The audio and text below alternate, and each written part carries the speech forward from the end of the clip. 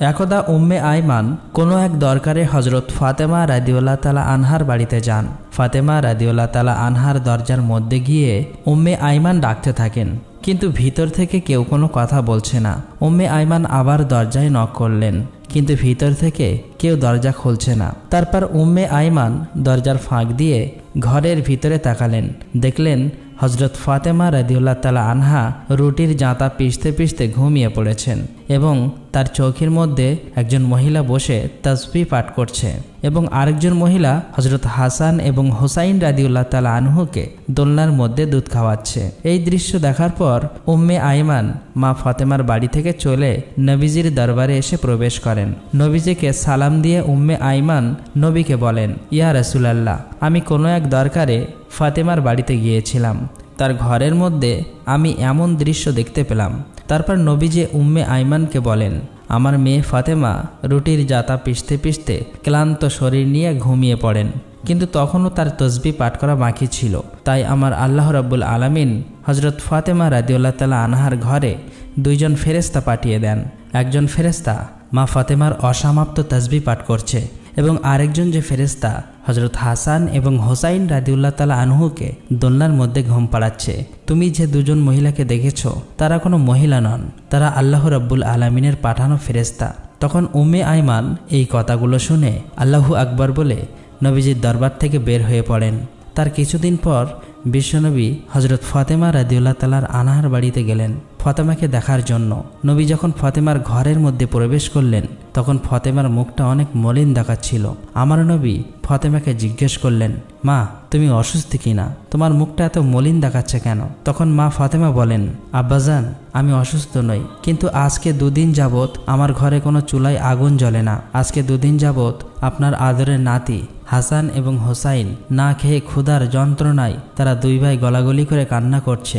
এবার আমার নবী ফাতেমাকে বলেন, মা দুঃখ করো না, ধৈর্য ধরো, নিশ্চয়ই আল্লাহ রাব্বুল আলামিন আমাদের সাথে আছেন। এই বলে বিশ্বনবী মা ফাতেমার ঘর থেকে বের হয়ে পড়লেন। পরের দিন এক সওদাগর হজরত আলী রাদিয়াল্লাহু তাআলা আনহুকে একটি কাজের জন্য ডাকেন। কাজটি ছিল এমন যে ওই সওদাগরের উটের পিঠ থেকে তার মালগুলো বাড়িতে নিয়ে পৌঁছে দেবেন। হজরত আলী রাদিয়াল্লাহু তাআলা আনহু এই কাজের বিনিময়ে কিছু দিরহাম পেলেন। ওই দিরহামগুলো নিয়ে তিনি দোকানে চলে গেলেন। তারপর দোকান থেকে কিছু আটা নিয়ে মা ফাতেমাকে দিলেন। তারপর ক্লান্ত শরীর নিয়ে হজরত আলী রাদিয়াল্লাহু তাআলা আনহু ঘুমিয়ে পড়লেন। মা ফাতেমা আটাগুলো জাতার মধ্যে পিষে ওগুলো দিয়ে রুটি তৈরি করেন। তারপর হজরত আলীকে ঘুম থেকে ডেকে তারপর ওই রুটি সকলে মিলে খান। সকলের খাবার শেষ হবার পর মা ফাতেমা কিছু রুটি আমার নবীজির জন্য নিয়ে আসেন। মা ফাতেমা নবীজিকে রুটিগুলো দিয়ে বলেন, আব্বাজান আপনি এই রুটিগুলো খান। আব্বাগো, আজকে দুদিন পর আমাদের ভাগ্যে কিছু রুটি জুটেছে। আমার নবীজি 3 দিন উপবাস থাকার পর রুটিগুলো খেলেন। তারপর মা ফাতেমাকে বললেন, মা আজকে 3 দিন পর আমি তোমার দেওয়া এই রুটি খেলাম। একদিন হজরত আলী রাদিয়াল্লাহু তাআলা আনহু ফাতেমাকে ডেকে বলেন, ও ফাতেমা, শুনেছি নবীজির কাছে কিছু বন্দি এসেছে। তুমি তো সারাদিন অনেক কষ্ট করো, যাতাতে রুটি পিষতে পিষতে হাতে কর ফেলে দিয়েছ। তোমার আব্বাজানকে বলো না আমাদের জন্য একটা দাসীর ব্যবস্থা করে দিতে। তখন ফাতেমা হজরত আলীর কথা মতো নবীজির দরবারে যাওয়ার জন্য রওনা হলেন। কিন্তু মা ফাতেমা এতটাই লাজুক ছিলেন যে তিনি বিশ্বনবীর কাছে এই কথাটা বলতে পারলেন না। তাই দরবারের মধ্যে না ঢুকে বাইরে থেকে আবার হজরত ফাতেমা বাড়িতে চলে আসেন। তখন হজরত আলী রাদিয়াল্লাহু তাআলা আনহু ফাতেমাকে দেখেই বুঝতে পেরেছেন যে ফাতেমা তার লজ্জার কারণে বিশ্বনবীর কাছে এই কথা বলতে পারেনি। তখন হজরত আলী রাদিয়াল্লাহু তাআলা আনহু বলেন, ফাতেমা চলো আমরা দুজন গিয়ে নবীজির কাছে একজন দাসীর কথা বলি। এই বলে তারা দুজন নবীজির দরবারের উদ্দেশ্যে রওনা দিলেন। ফাতেমা রাদিয়াল্লাহু তাআলা আনহা এবং হজরত আলী রাদিয়াল্লাহু তাআলা আনহু নবীজির দরবারে এসে নবীকে একজন দাসীর কথা বলেন। তখন নবীজি এই প্রস্তাবে অসম্মতি জ্ঞাপন করেন। অতঃপর হজরত আলী রাদিয়াল্লাহু তাআলা আনহু এবং ফাতেমা রাদিয়াল্লাহু তাআলা আনহা আদবের সাথে নবীজির দরবার থেকে বের হয়ে বাড়িতে চলে আসেন। তার পরের দিন নবীজি ফাতেমার বাড়িতে আসলেন। তারপর ফাতেমার কাছে গিয়ে নবী বললেন, মা আমি তোমাদেরকে কিছু তাসবিহ পাঠ করার জন্য দিয়ে যাচ্ছি। এই তাসবিহগুলো তোমরা যদি নিয়মিত পাঠ করো তাহলে আল্লাহ রাব্বুল আলামিন তোমাদের ঘরের মধ্যে রহমত এবং বরকত সবসময় দিতে থাকবে। তারপর ফাতেমা রাদিয়াল্লাহু তাআলা আনহা অতি আগ্রহের সাথে বিশ্বনবীর কাছ থেকে তাসবিহ পাঠ করা শিখে নেন। তার কিছুদিন পর হজরত আলী রাদিউল্লাহ তাআলা আনহু সাহাবীদের দরবারে গিয়ে বলেন, আমি আল্লাহর কসম খেয়ে বলছি, বিশ্বনবীর দেওয়া তাসবিহগুলো যেদিন থেকে আমরা পাঠ করতে শুরু করলাম সেদিন থেকে আমাদের ঘরে সকল অভাব দূর হয়ে গিয়েছে এবং আমাদের সমস্ত কষ্ট এবং সমস্ত দুঃখ লাঘব হয়ে গিয়েছে। একদা বিশ্বনবী 2 দিনের ক্ষুধা পেটে লইয়া মা ফাতেমার বাড়িতে যান। মা ফাতেমার ঘরেও সেদিন কোনো খাবার ছিল না, কিন্তু বিশ্বনবীকে দেখে মা ফাতেমা বুঝতে পারলেন যে তার আব্বাজান অনেক ক্ষুধার্ত অবস্থায় আছেন। নবীজি ফাতেমার ঘরে এসেই বুঝতে পেরেছেন ফাতেমার ঘরেও কোনো খাবার নেই। তখন বিশ্বনবী মুচকি হেসে ফাতেমাকে বলেন, ও ফাতেমা, আমি এদিক দিয়ে যাচ্ছিলাম, ভাবলাম তোমাকে একবার দেখে যাই। এই বলে নবীজি ফাতেমার ঘর থেকে বের হয়ে গেলেন। কিন্তু মা ফাতেমা ঠিকই বুঝতে পেরেছিলেন নবীজি ক্ষুধার্ত অবস্থায় তার ঘরে এসেছিলেন। তখন ফাতেমা কন্দনরত অবস্থায় নামাজে বসে যান। 2 রাকাত নামাজ পড়ার পর আল্লাহ রাব্বুল আলামিনের কাছে মোনাজাত করে বললেন, হে রাব্বুল আলামিন, আপনি আমাকে যত পারেন কষ্ট দেন, কিন্তু আমার বাবাকে কোনো কষ্ট তুমি দিও না আল্লাহ। মা ফাতেমা যখন মোনাজাত শেষ করলেন তখন তিনি লক্ষ্য করতে পারলেন তার ঘরের মধ্যে কে যেন এসে খাবার দিয়ে গিয়েছে। ফাতেমা এতগুলো খাবার দেখে অনেক খুশি হয়ে গেলেন এবং নবীজিকে ডেকে নিয়ে আসলেন। নবীজি ঘরে এসে জিজ্ঞেস করলেন, মা, এই খাবার কে দিয়েছে? তখন ফাতেমা বলেন, আব্বাজান, হজরত ঈসা আলাইহিসসালামের মা হজরত মরিয়াম আলাইহিসসালামের জন্য আল্লাহ যেখান থেকে খাবার পাঠাতেন আমার জন্য সেখান থেকে পাঠিয়েছেন। তখন আমার নবী বুঝতে পেরেছেন আল্লাহ রাব্বুল আলামিন ফাতেমার জন্য জান্নাতি খাবার পাঠিয়েছেন। তখন আমার নবীজি হজরত ফাতেমা রাদিয়াল্লাহু তাআলা আনহা এবং হজরত আলী রাদিয়াল্লাহু তাআলা আনহু, হাসান হুসাইন সবাই মিলে পেট ভরে খাবার খেলেন। এত সুস্বাদু খাবার খেয়ে মা ফাতেমা রাদিয়াল্লাহু তাআলা আনহা আল্লাহ রাব্বুল আলামিনের দরবারে শুকরিয়া আদায় করলেন। ফাতেমা লক্ষ্য করলেন তাদের সবার খাবার শেষেও অনেক খাবার অবশিষ্ট রয়ে গিয়েছে। তখন মা ফাতেমা পাড়া প্রতিবেশীকে ডেকে সমস্ত খাবারগুলো তাদের সবাইকে দিয়ে দিলেন। পাড়া প্রতিবেশীরা এত সুস্বাদু খাবার খেয়ে মা ফাতেমার প্রশংসা করতে লাগলেন। একদা হজরত আবু বকর রাদিয়াল্লাহু তাআলা আনহু এবং হজরত উমর রাদিয়াল্লাহু তাআলা আনহু 3 দিন ধরে কোথাও খুঁজে নবীজিকে পাচ্ছিল না। অবশেষে হজরত আবু বকর এবং হজরত উমর মুনাফিকদের কাছে গেলেন। মুনাফিকদের কাছে গিয়ে হজরত ওমর তলোয়ার তাক করে বললেন, হে মুনাফিকের বাচ্চারা, আমার নবীজিকে কোথাও খুঁজে পাওয়া যাচ্ছে না। তোরা বল আমার নবীজি কোথায় আছে, না হলে সবগুলোকে আজকে আমি কতল করে ফেলবো। তখন মুনাফিকরা বলতে লাগলো, হে ওমর, বিশ্বাস করো, আমরা কোথাও তোমার নবীজিকে দেখিনি। তখন হজরত আবু বকর ওমরকে বললেন, ওমর চলো আমরা সামনের রাস্তাটায় যাইয়া দেখি, সেখানে কিছু রাখালরা থাকে, তাদেরকে জিজ্ঞেস করলে হয়তো বা দয়ার নবীর খোঁজ পাওয়া যেতে পারে। অতঃপর তারা দুজন মিলে সামনের দিকে হাঁটা শুরু করলেন। কিছু দূর যাবার পর তারা কিছুটা রাখালকে দেখতে পেলেন। হজরত ওমর রাদিয়াল্লাহু তাআলা আনহু রাখালকে জিজ্ঞেস করলেন, তোমরা কি এদিক দিয়ে আমাদের বিশ্বনবীকে যাইতে দেখেছ? তখন রাখালদের পক্ষ থেকে একজন রাখাল বললেন, আজকের 3 দিন যাবৎ পাশের গুহায় একজন লোক কান্না করে চলেছে। তার কান্নার জন্য আমাদের পশুগুলো আজকে 3 দিন যাবৎ কোনো গাছ পানি খাচ্ছে না। দুগ্ধপায়ী পশুর বাচ্চারা দুধে মুখ লাগাচ্ছে না। মনে হচ্ছে আমাদের পশুগুলো যেন 3 দিন ধরে কান্না করছে। ভাই, তোমরা তোমাদের লোককে নিয়ে যাও, তাহলে হয়তোবা আমাদের পশুগুলো আবার আগের মতো খাওয়া শুরু করবে। এবার হজরত আবু বকর রাদিয়াল্লাহু তাআলা আনহু হজরত ওমরকে বললেন, ওমর, যার কান্নার জন্য পশু পাখিরা পর্যন্ত খাওয়া দাওয়া ছেড়ে দিয়েছে সে আর কেউ হবে না, তিনি আমাদের নবী হজরত মুহাম্মদ সাল্লাল্লাহু আলাইহি সাল্লামই একমাত্র হবেন। তখন হজরত আবু বকর নবীর খোঁজে গোয়ার দিকে চললেন। আবু বকর এবং হজরত ওমর রাদিয়াল্লাহু তাআলা আনহু গোয়ার মধ্যে গিয়ে দেখলেন আমাদের নবী সিজদায় পড়ে উম্মতি উম্মতি বলে কান্না করছে। এবার হজরত ওমর রাদিয়াল্লাহু তাআলা আনহু নবীকে উদ্দেশ্য করে বললেন, ইয়া রাসূলুল্লাহ, আমরা আজকে 3 দিন যাবৎ আপনাকে খুঁজতে খুঁজতে হয়রান হয়ে গিয়েছি। নবী গো, আপনি এখানেই উম্মতের জন্য কান্না করছেন, আমরা তো আপনার খোঁজে পাগল হয়ে গিয়েছি। ইয়া রাসূলুল্লাহ, আপনি উঠুন, আমরা আপনাকে নিতে এসেছি।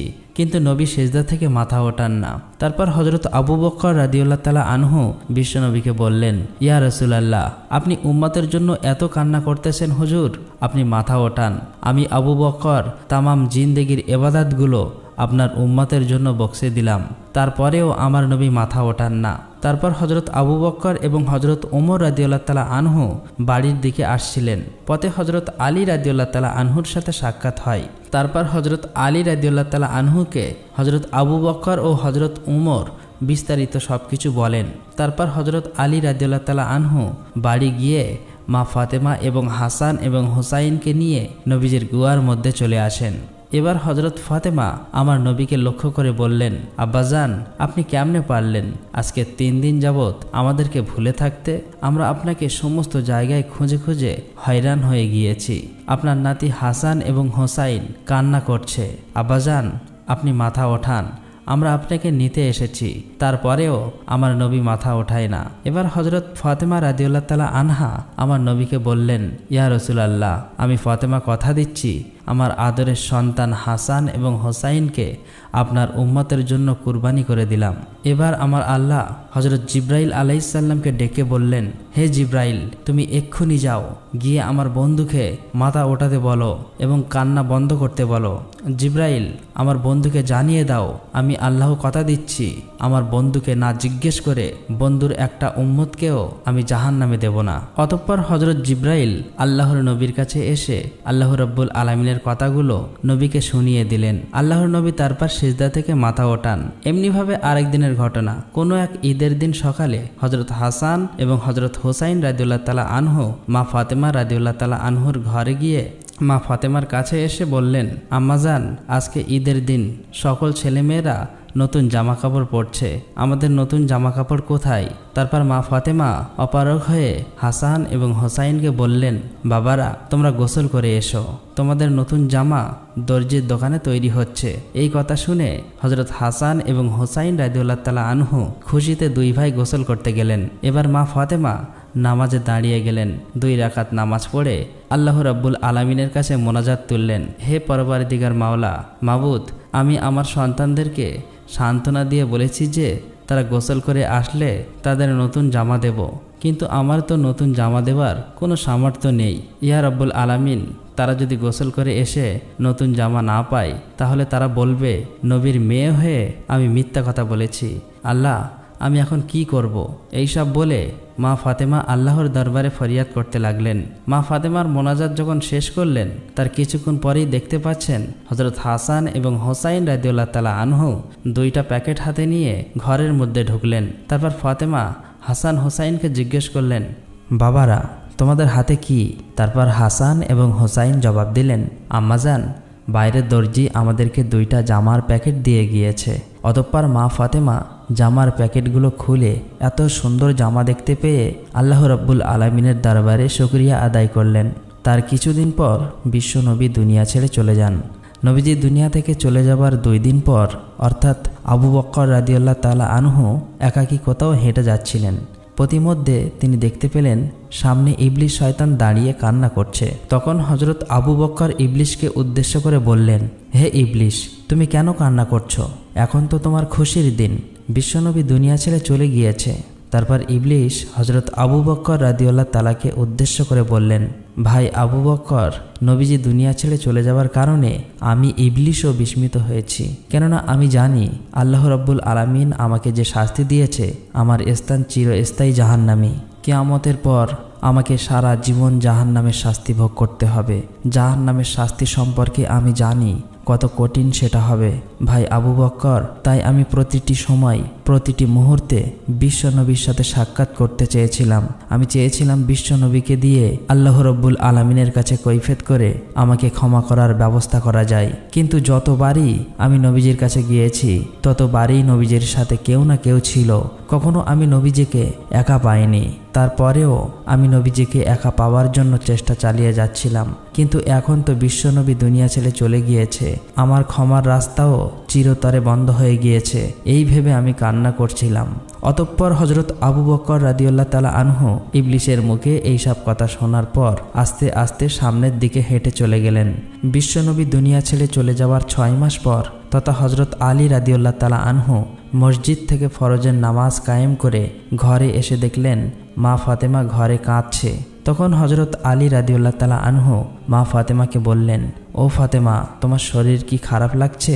তখন ফাতেমা বললেন, আলী, আজকে আমার শরীরটা বেশি খারাপ লাগছে।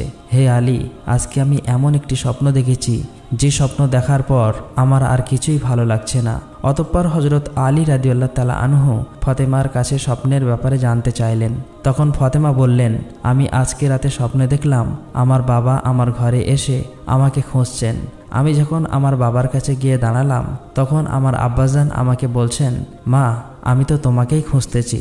শোনো মা, আজকে তুমি রোজা রাখবে এবং সেহরি করবে আলীর দস্তারখানায়, আর ইফতারি করবে আমার দস্তারখানায়। হজরত আলী রাদিয়াল্লাহু তাআলা আনহু জ্ঞানী মানুষ। এই কথা শোনার পর তার আর কোনো কিছুই বোঝার বাকি রইল না। হজরত আলী বুঝতে পারলেন মা ফাতেমা রাদিয়াল্লাহু তাআলা আনহা আজকে হয়তো দুনিয়া ছেড়ে চলে যাবেন। তারপর হজরত আলী ফাতেমার পাশে বসে কান্না করতে লাগলেন। কিছুক্ষণ পর হজরত হাসান হোসাইন ঘরের মধ্যে এসে দেখলেন তার বাবা মা কান্না করছে। তখন হাসান হোসাইন মা ফাতেমাকে বললেন, আম্মাজান, আপনারা কেন কান্না করছেন? কথিত আছে, যখন কোনো সময় হজরত হাসান এবং হোসাইন রাদিয়াল্লাহু তাআলা আনহু মা ফাতেমাকে এটা সেটা জিজ্ঞেস করে বিরক্ত করত, তখন মা ফাতেমা হাসান এবং হোসাইনকে বলতেন, তোমাদের নানাজির রওজা থেকে ঘুরে এসো। আজকেও ফাতেমা হাসান ও হোসেনকে বললেন, বাবারা, তোমাদের নানাজির রওজা থেকে ঘুরে এসো। মায়ের মুখে এমন কথা শুনে হজরত হাসান এবং হোসাইন রাদিয়াল্লাহু তাআলা আনহু আমার নবীজির রওজার কাছে চলে যান। হাসান এবং হোসাইনকে দেখতে পেয়ে আমার নবীজি বলেন, হাসান ও হোসাইন, তোমরা আজকে কেন এখানে এসেছো? তোমরা যখন খুশি তখনই আসতে পারবা।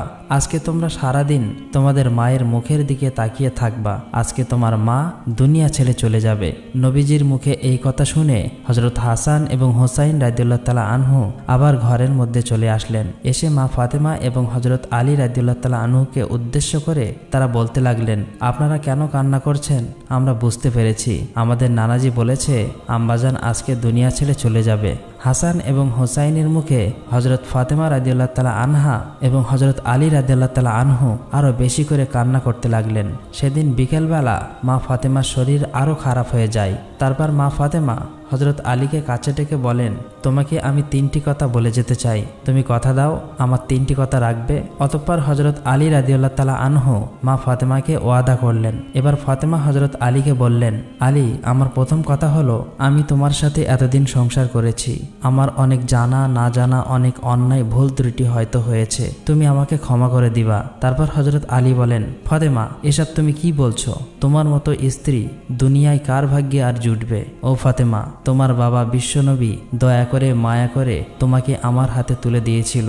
আমি তোমাকে ঠিকমতো পড়াতে পারিনি, খাওয়াতে পারিনি। আমি যদি তোমার কাছে কোনো অন্যায় করে থাকি, আমাকেও তুমি মাফ করে দিবা। তখন ফাতেমা বললেন, আলী, এই কথা বলে আমাকে তুমি পাপী করো না। তারপর হজরত ফাতেমা বলেন, আলী, আমার দ্বিতীয় কথা হলো, আমি দুনিয়া থেকে চলে যাবার পর তুমি আরেকটা বিয়ে করে নিবা। আমি তোমাকে অনুমতি দিয়ে গেলাম। আর সপ্তাহে একদিন আমার হাসান এবং হোসাইনকে তুমি বুকে নিয়ে ঘুমাবা। তারপর মা ফাতেমার 3 নম্বর কথা হিসেবে হজরত আলীকে বললেন, আলী, আমার 3 নম্বর কথা হলো, আমি দুনিয়া থেকে চলে যাওয়ার পর আমাকে রাতের বেলা দাফন করবে, যাতে করে কোনো মানুষ আমার লাশ দেখতে না পারে। কেউ যদি আমার লাশ দেখে ফেলে, তাহলে তারা বুঝে ফেলবে যে নবীর মেয়ে এতটুকু লম্বা ছিল, এতটুকু মোটা ছিল। আমি চাই না কেউ আমার লাশ দেখে এটা বুঝতে পারুক। অতঃপর কিছুক্ষণ পর মা ফাতেমা দুনিয়া থেকে বিদায় হয়ে গেলেন। হজরত আলী কাঁদছে, হাসান হোসাইন কাঁদছে। কিছুক্ষণ পর হজরত আলী চিন্তা করতে লাগলেন, খাটের 4 পায়ে 4 জন লোক, হাসান হোসাইন এবং হজরত আলীকে নিয়ে তারা 3 জন, আরেকজন লোক কোথায় পাবে? অতঃপর কিছুক্ষণ পর নবী সাহাবী আবু যর গিফারি হজরত আলীর ঘরে প্রবেশ করলেন। তারপর আবু যর গিফারি খাটের অন্য একটি পায়ে ধরে তারা 4 জন মিলে মা ফাতেমাকে কবরের দেশে নিয়ে আসলেন। কবরে আসার পর হজরত আলী নবীর সাহাবী আবু যর গিফারিকে লক্ষ্য করে বললেন, হো আবু যর, তুমি কি করে জানলে আজকে ফাতেমা দুনিয়া থেকে বিদায় হয়ে গিয়েছে? তারপর আবু যর গিফারি আলীকে উত্তর দিলেন, আলী, আমি স্বপ্নে দেখতে পেলাম বিশ্বনবী আমার কাছে এসে বলছেন, আবু যর, আমার মেয়ে ফাতেমা আজকে দুনিয়া ছেড়ে চলে গিয়েছে। তার খাটের পায়া ধরার জন্য একজন লোক দরকার। তুমি যাও, আমার মেয়েকে দাফন কাফন করে দিয়ে এসো। অতঃপর তারা সবাই মিলে মা ফাতেমার লাশ কবরের মধ্যে নামালেন। এরপর কবরকে উদ্দেশ্য করে আবু যর গিফারি বলতে লাগলেন, হে কবর, তুমি কি জানো তোমার মধ্যে আজকে কাকে রেখে যাচ্ছি? আজকে তোমার মধ্যে রেখে যাচ্ছি বেহেশতের মহিলাদের সর্দারিনী মা ফাতেমা রাদিয়াল্লাহু তাআলা আনহাকে। সাবধান সাবধান, কবর তুমি কিন্তু তার সাথে ভালো ব্যবহার করবে। কবর থেকে কোনো আওয়াজ আসে না। আবু যর গিফারি আবার বললেন, হে কবর, তোমার মধ্যে আজকে এমন একজন ব্যক্তিকে রেখে যাচ্ছি যিনি হলেন শেরে খোদা হজরত আলী রাদিয়াল্লাহু তাআলা আনহুর স্ত্রী। কবর থেকে কোনো আওয়াজ আসে না। তারপর আবু যর গিফারি আবার কবরকে বললেন, কবর, তোমার মধ্যে এমন একজন ব্যক্তিকে রেখে যাচ্ছি যারা বেহেশতের যুবকদের সর্দার হজরত হাসান এবং হুসাইন রাদিয়াল্লাহু তাআলা আনহুর মাকে রেখে যাচ্ছি। সাবধান, কবর তুমি কিন্তু খারাপ ব্যবহার করিও না। তারপরেও কবর থেকে কোনো আওয়াজ আসে না। এবার আবু যর গিফারি রাদিয়াল্লাহু তাআলা আনহু কবরকে আবার বললেন, তোমার মধ্যে আজকে এমন একজন ব্যক্তিকে রেখে যাচ্ছি যাকে সৃষ্টি না করলে দুনিয়ায় সৃষ্টি হতো না। সরদার এলো আলম নবী মোহাম্মদ সাল্লাল্লাহু আলাইহি ওয়াসাল্লামের কলিজার টুকরা মেয়ে ফাতেমাকে তোমার কাছে রেখে যাচ্ছি। সাবধান, কবর তুমি কিন্তু অবশ্যই তার সাথে ভালো ব্যবহার করবে। এবার আমার আল্লাহ রাব্বুল আলামিন কবরের জবান খুলে দিলেন। কবর হজরত আবু যর গিফারি রাদিয়াল্লাহু তাআলা আনহুকে উদ্দেশ্য করে বলতে লাগলেন, হে আবু যর, আমি হলাম কবর। এখানে কোনো বংশ পরিচয় দেখি না। কে কোথা থেকে এসেছে সেটা দেখার সময় আমার নেই। দুনিয়াতে যে আল্লাহ রাব্বুল আলামিনকে খুশি করে আল্লাহর ঈমান নিয়ে আমার মধ্যে আসবে, আমি তার সাথে ভালো ব্যবহার করব। আর দুনিয়ায় যে সমস্ত বান্দারা পাপী হয়ে আমার কাছে আসবে, আমি কবর তার জন্য ভয়ঙ্কর হয়ে যাব। তাকে আমি চাপ দিয়ে একটি পাঁজরের হাড় আরেকটি পাঁজরে ঢুকিয়ে দেব এবং আমার মধ্যে রয়েছে অনেক বিষাক্ত সাপ, বিচ্ছু, এই সব কিছু ওই পাপী ব্যক্তিকে ধর্ষণ করতে থাকবে। কবরের এমন জবাব শুনে হজরত আবু যর গিফারি রাদিয়াল্লাহু তাআলা আনহু ভয়ে কাঁপতে লাগলেন। প্রিয় বন্ধুরা, নবীর মেয়ে ফাতেমা রাদিয়াল্লাহু তাআলা আনহা এবং বেহেশতে মহিলাদের সর্দারিনী যিনি হবেন, তার বেলায় যদি কবর এই কথা বলে থাকে, তাহলে আমার আপনার অবস্থা কি হতে পারে একবার চিন্তা করে দেখুন। আল্লাহ রাব্বুল আলামিন আমাদের সবাইকে আল্লাহর দ্বীনের পথে চলার তৌফিক দান করুক। আমিন।